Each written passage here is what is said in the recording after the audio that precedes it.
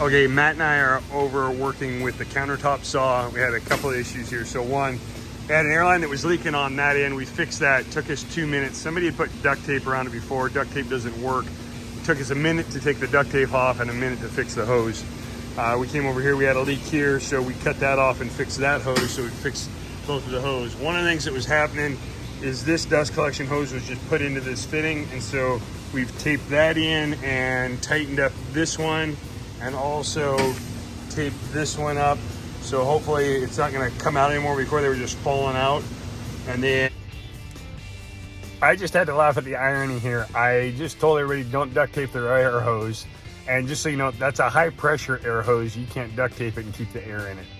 This is a vacuum hose, and this is actually what duct tape is supposed to be for.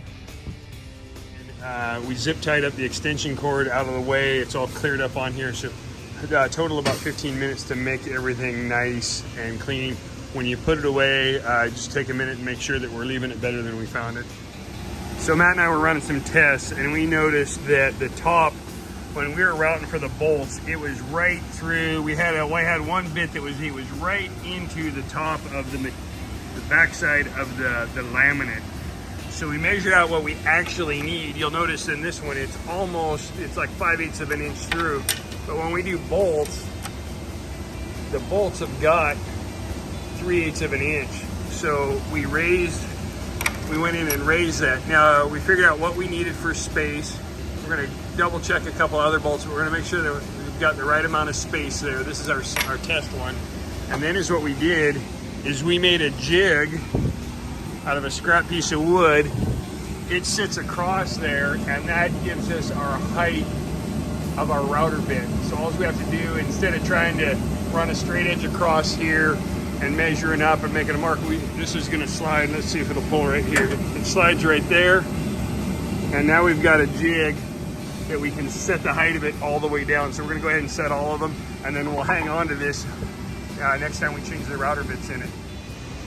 Okay, Matt and I shallowed up the pockets considerably on these so that we're not close anymore. When we're tightening the bolt, it made it a little bit tight with our wrench. Now, in the past, we had done some modifications to this, and we went ahead, we took another bolt and saw how much wrench we actually needed. And as you can see, we ground it back to where only the amount of wrench that we need touches the head, and that just makes it a little bit easier, reduces some struggle when we're tightening it up. Last week we made this jig so that we could put file rail guides in our garage cabinet drawers, and that's with our grass drawer guides. We use a different one for our soft close, which is the optimizer. So Phil spent some time, and we're really tight on space. We got like about 1/8 of an inch of clearance. So he really worked on it to make sure that the back was the right size. This is our template one. We also now are edge banding the end of this, so when it opens, we don't see it. But Phil, we dialed in the size and put this into Cabinet Vision, and then we made jigs. Daniel came in and made jigs and labeled everything. So we've got our letter size jig, and we have a legal and a letter size. And where the question is asked, the answer needs to be. So after you put in these file rail clips, you've got to go and cut file rails for it.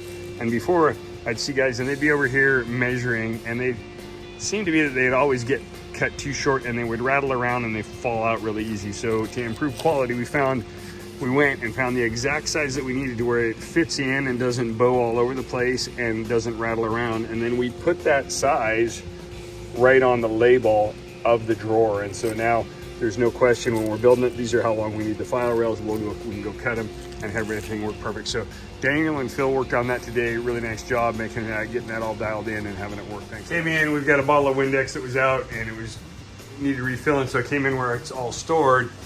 But the funnel for doing that, to where you can do it without 3 hands, is way over there. So made an improvement. We had one of these sitting on top of the cart, 2 screws, and now we can hold the bottle and pour into the funnel with 2 hands without spilling anything.